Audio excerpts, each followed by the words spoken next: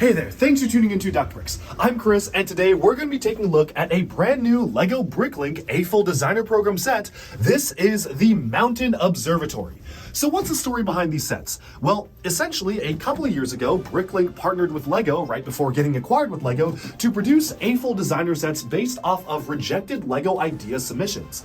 These were submissions that reached the required number of 10,000 votes to be considered to be made into official LEGO sets, but unfortunately didn't quite make the cut into being actually produced as a LEGO idea set.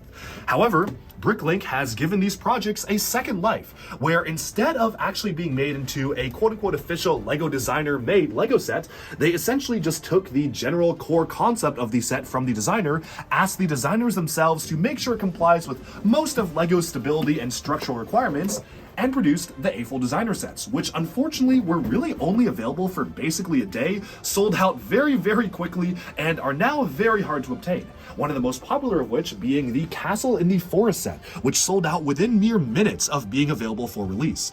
Now, Bricklink is continuing to make more and more of these. They actually just announced the next wave, which I believe you can pre-order starting around next year, and they'll ship in like 2025. They have a very long lead time for actually producing these sets, but they're certainly very unique because as LEGO sets, they are not officially designed by LEGO designers, but they're made by Machus, which do have a ton of pros and cons. This one in particular was a very interesting build. I actually built most of this on stream on Twitch, and so I think it's time we just jump right in to the review. Okay, so this is set number 910027, the Mountain View Observatory. It comes with 3,876 pieces, and when it was available for about a day, it retailed for only $250 US, 180 British pounds, and 210 euros, making this pretty incredible value, to be completely honest. Although unfortunately, if you want to obtain one nowadays, be prepared to spend up to $400 used and $470 new. So the price of this set, alongside pretty much all of the other AFOL designer program sets, has kind of skyrocketed, and it's easy to see why. This is a really detailed build, and what's very special about this is that this is not just a display model on the outside. This is packed chock full of details like any other modular building, but it is so detailed. There are so many unique things going on the inside of the building itself. I cannot wait to showcase it for all of you.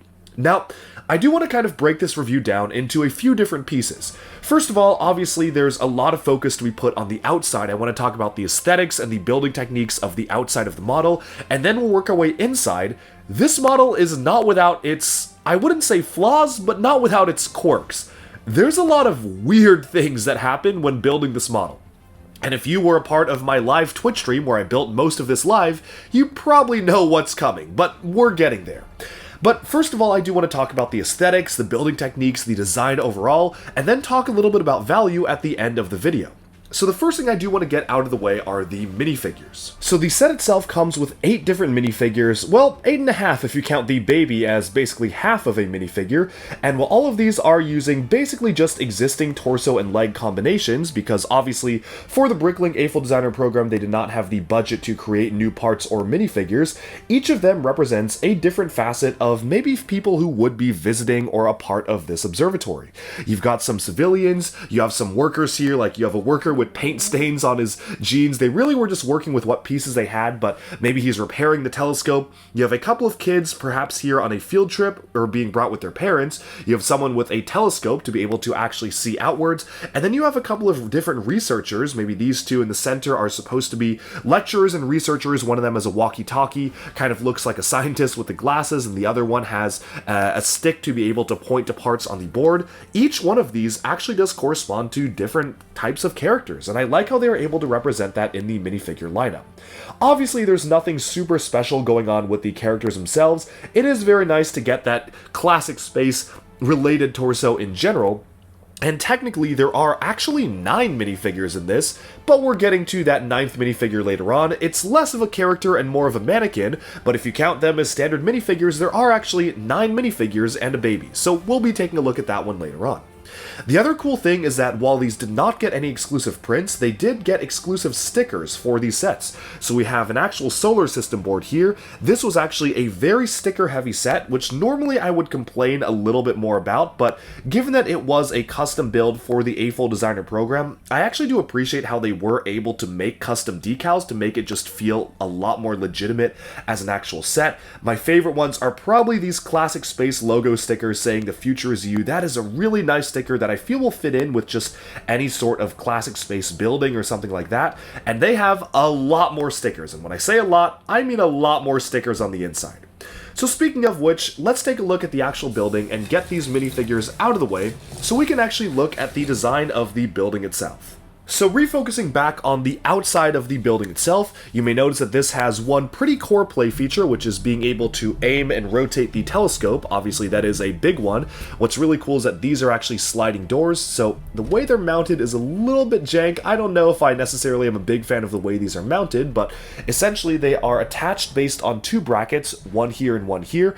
It's a little bit fragile. Again, you're not building an official LEGO set. Really, I mean, it is an official LEGO set, but you're not building a set made by LEGO designers. You're building a set that is made by fans and AFOLs, which means that the building techniques are a little bit looser. But what you can do is just take these two panels, slide them open like so, and then you have access to the telescope itself. Now there are a couple of knobs on the back end to be able to actuate the telescope, as well as a light brick, so you can actually cause it to kind of be a light or laser sight to guide where your telescope is looking, which you can kind of see on the back of the review studio there. I think that's a pretty nice detail that they managed to fit in.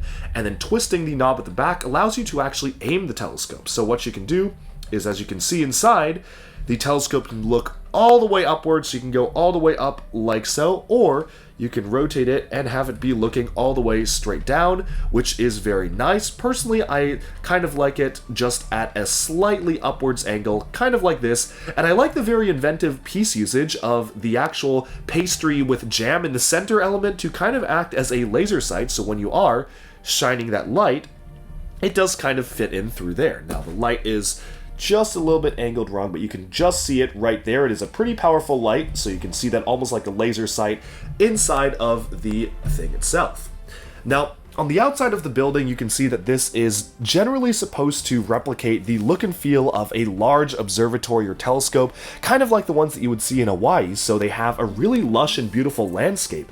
There was a surprisingly high amount of effort and detail put into just the landscape itself, from this nice flowing waterfall going down the side, to the rock work going around here, to grass mounted on the top. It continues around, you have a nice vibrant pink and purple tree. The stream is trickling alongside here. As we rotate the building even further around, the most plain side is definitely going to be this backside here, but honestly it's not that big of a deal. I did not necessarily even expect them to have anything on the back, and I do like how they kind of have a gradient of the different browns, almost like this is built into a slope of a hill, so you've got the hilly type of brown gradient going alongside here, which I think is a really cool thing. Now, on this side, you have something that is pretty unique. It is a large tree that is growing on the side of the building, as well as some nice rockwork and grass. What's really interesting about the way this is mounted is that this entire piece is mounted just on a couple of Technic pins. Let me see if I can actually remove that here. It is very difficult to remove, and I don't really know why you would want to remove it, but this whole thing is just attached on 4 Technic pins. I was very confused at first when we were putting these on. I was like, oh, did they do something like a weird modular type setup? But no, that is just to mount this very unique type of thing. And I should get the elephant out of the room because eagle-eyed viewers are probably noticing this already. But this set has something that is very, very odd, and I genuinely am at a loss as to why it is like that. And I noticed this on Twitch. I think, you know what, let's just play back my reaction to this on Twitch. I think it speaks for itself. Wait. What? Those are literally... So wait, they're having you just build big ugly rock pieces out of bricks here, right? Like, that is clearly a big ugly rock piece. But they're having you brick build it, presumably because LEGO didn't have the burps in, like, inventory for this set. This is so weird. This is wacky. What? Okay, sure. Okay, are they discontinued in dark tan? Is there, like, a reason why...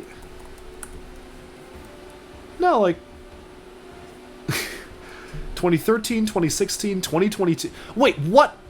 This is from the same batch. The Mountain Windmill is also from the Bricklink Designer Program, and it uses 3 of them in tan. They're literally... This is from a later batch. Or, no, this is from the same batch. Or, no, this is a later batch. So they... What?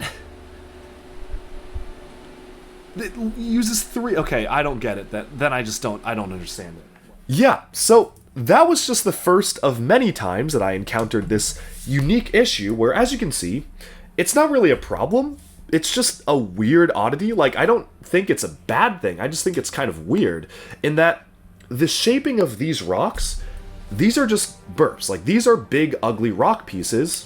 As you can see, they literally have the exact same profile as a big, ugly rock piece with kind of a lip overhang here. But they're not. They're fully brick built. As you can see here, it took lots and lots of dark tan bricks to make these big ugly rock pieces. Yes, they are parts made out of other parts, but in this case, I genuinely do not understand it. So, while I was on the Twitch stream, I had a couple of theories, but then my theories were quickly dashed when I realized a couple things. So at first I was like, okay, so maybe the designer wanted to include the big ugly rock pieces, and then they realized that they did not have access to those parts in the Bricklink AFOL Designer Program parts list. Completely understandable. There's not a lot of parts that are available. So they were like, okay, you know what? I've already spent a lot of time designing this. I don't really want to have to redesign the rock work just to accommodate it. Let me just brick build them and call it good. So that makes the most sense.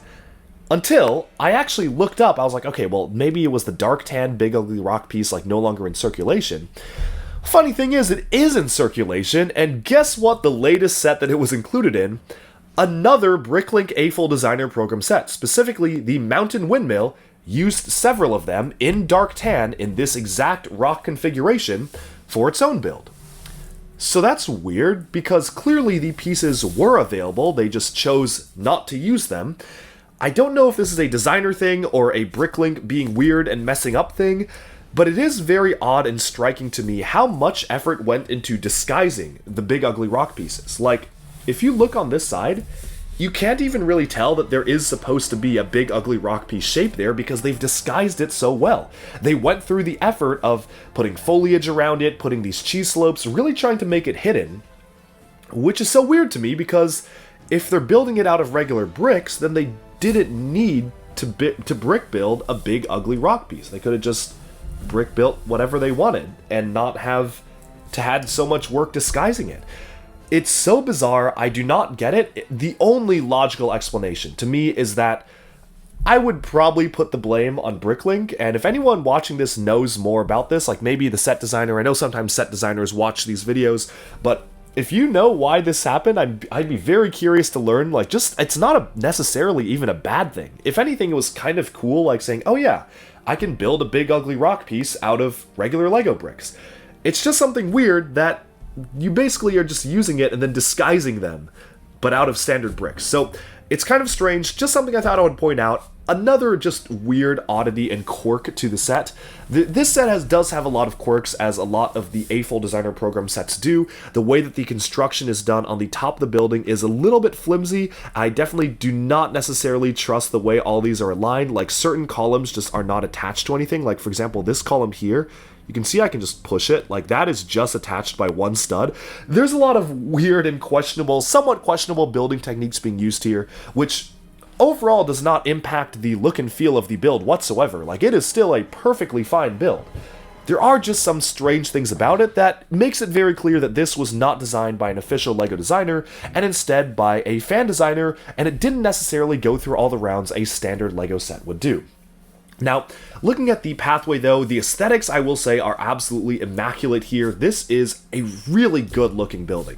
You have a nice pathway leading upwards going over the stream. I love the inclusion of the water stream here. That just looks so good and helps make the scene feel alive. I also really like the color scheme. You have the dark green borders going around the edges here, especially going around the observatory itself. And then you also have these nice little columns on the sides of it, which were a little bit tedious to make, just so many of these little 1x1 studs just being aligned, but it absolutely paid off because I do think the final effect does look really good. But with that, I think we've summed up pretty much all we can say about the exterior of this model. It's now time to crack it up and take a look at what the inside looks like.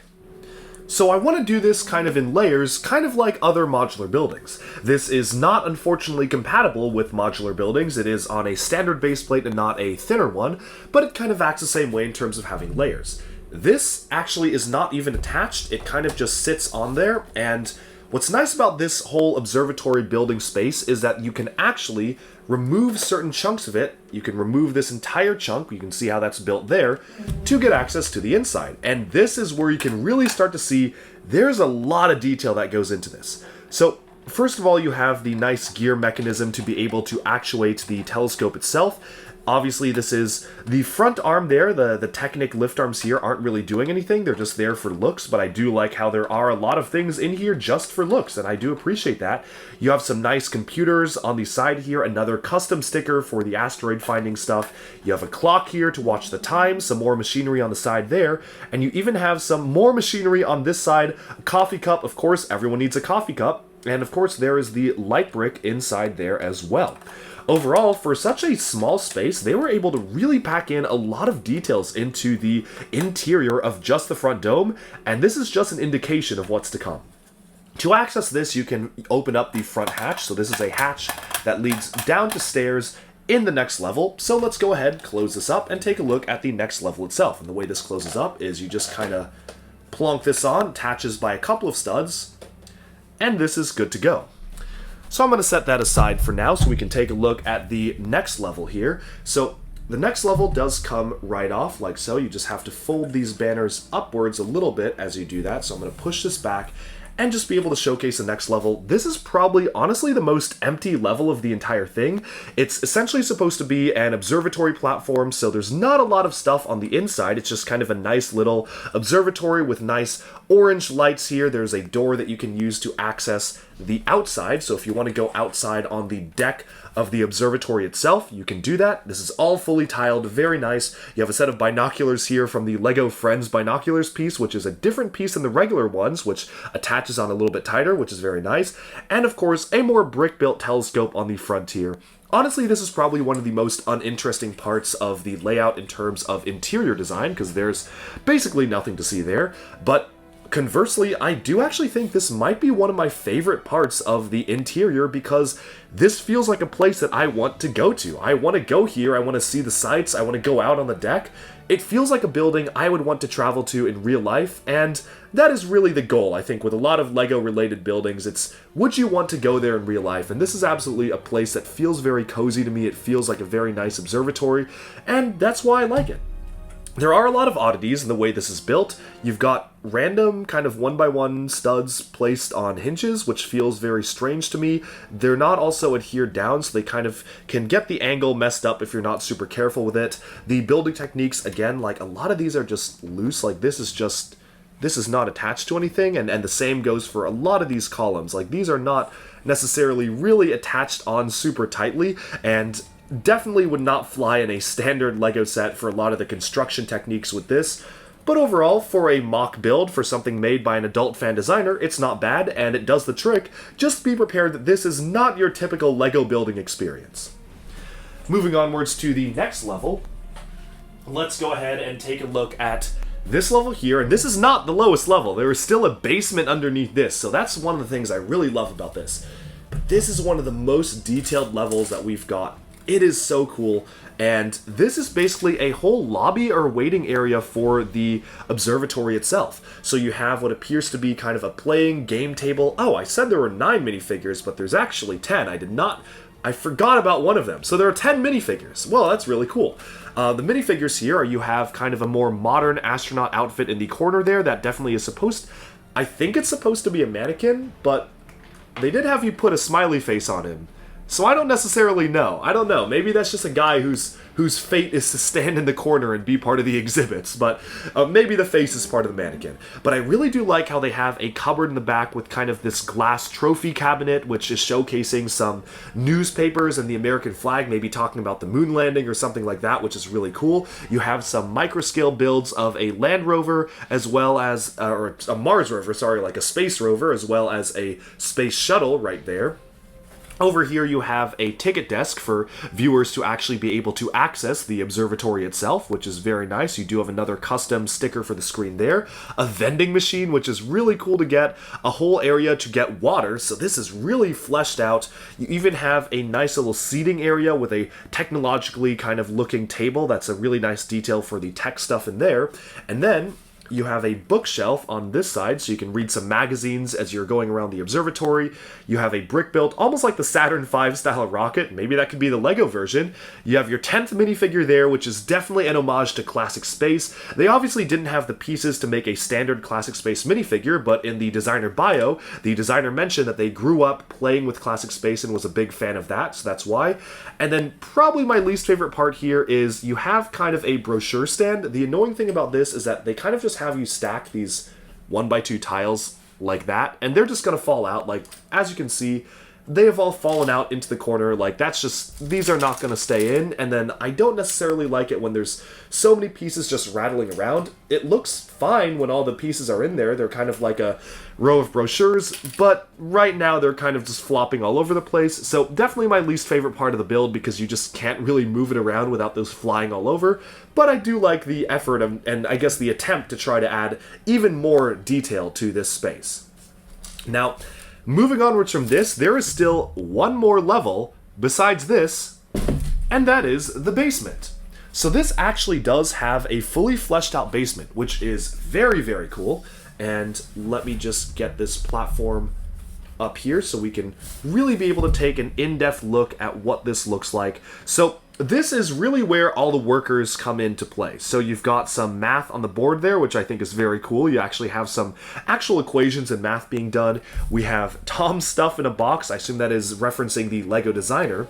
Now this is very cool. This is an entire section dedicated to all sorts of computer screens. It's almost like the Bat computer in the Bat Cave, but it's for the observatory. You can see a live view of the International Space Station. There's a thing that says Mars launch on it. There's all sorts of different projections and data and screens that are just really useful screens to have in general. They really do feel very unique in terms of the graphic design. Of course, what workspace is complete without a box of pizza? That is most essential. I really like how they have kind of this UFO, conspiracy theory, alien type posters going up. It's also a wanted poster for someone. I don't know what's up with that. I'm sure that is an in-joke or reference, but I find it funny how they actually were able to include just some random stickers in here. There are different cupboards where that hold different equipment. And then here, this is very cool. This is the engine room. Do not enter, authorized personnel only. And inside the engine room, this is actually what is being used to power the actual mechanisms for the solar array itself. And of course, having the observatory be played around with here, which I think is very cool. And I really like how much detail they were able to pack into just this small space. There's not a corner wasted. Like, there's even a storage space right here underneath the stairs. That is absolutely crazy. So this is very cool. There's even like a bed to sleep on. If you're like are working a late night at the observatory, you can actually go to sleep in the bed there. They really thought this through in terms of the amount of detail here. And that's something I really like, because when I was seeing images of the set, I literally had no idea or no way of really knowing how much interior it actually had. And because of that, I was very pleasantly surprised at just how detail-packed the interior of this building is. It is so cool to me when LEGO does these different types of buildings that have all sorts of unique detail and unique mechanisms and unique aspects and feels to them, and I really do feel like this is a lived-in space. This is one of the most realistic LEGO buildings that we've ever gotten, and it really did take a mock designer to be able to do it, because I feel like you wouldn't even get this level of detail in an official LEGO set. So big kudos to the designer for making a really solid, really nice looking build with a lot of play patterns, like a lot of stuff that you can do on the inside, a surprisingly high amount of things that you can just open up and find out little secrets inside the build, and hopefully this was useful for folks who maybe had their eye on this set on Bricklink or whatnot, or wanted to part it out, but wasn't sure exactly what types of things are included. Well, there's a lot. There's a lot of stuff included in this particular build.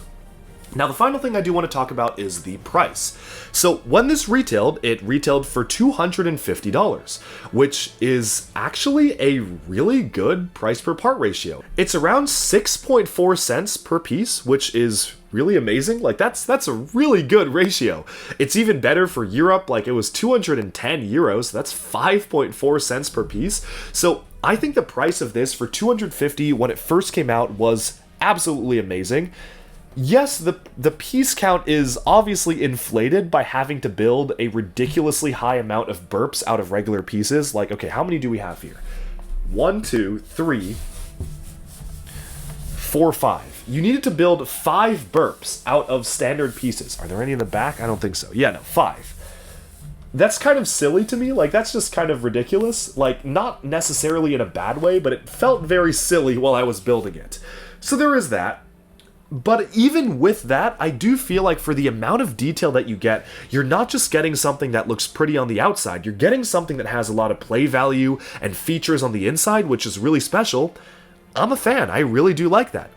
Nowadays, if you want to get it, the price is obviously a lot higher, and if you wanted to get this exact thing from Bricklink, it's like over $400, which is pretty crazy. I'm looking at Bricklink right now at the time of recording this. The cheapest one, which is not sealed, is $413, and then you go immediately up to $420, $430, and these are all from Europe. Like, I don't even see any listings in the United States of this being sold. The first one is $477 in the US. So prices of this have definitely skyrocketed. I think there is a lot of demand for it because this is a really good model. I just wish that more people were able to experience it, despite all its quirks, despite the weird things, like this isn't held on that tightly, like that it almost just came off right there. There's a lot of weird things the way this is built. There's a lot of awkward things being built, not super strongly compared to normal LEGO sets, but for the most part, it is a really nice build. I really do appreciate it for what it is, and $250 was a pretty phenomenal price when it was first releasing. That's basically it for now, and I hope you enjoyed this special look at a very exclusive LEGO set, the Mountain View Observatory. Alright, and with that we have summed up our look at the Mountain View Observatory. This is a really interesting LEGO set. Certainly has its quirks, I will tell you that. Having to brick build those burps was really weird, and obviously there are some structural things about it that are definitely not something you would see in a standard LEGO set, but you can't deny the final product looks really good. I'm a fan of how this one turned out, and thanks to everybody who actually watched me build this live on Twitch. Without further ado, I think it's time we sum up this video. Thank you all so much for tuning into DuckBricks. Be sure to like and subscribe for even more LEGO news, reviews, discussion, and analyses coming your way very soon, and bye for now.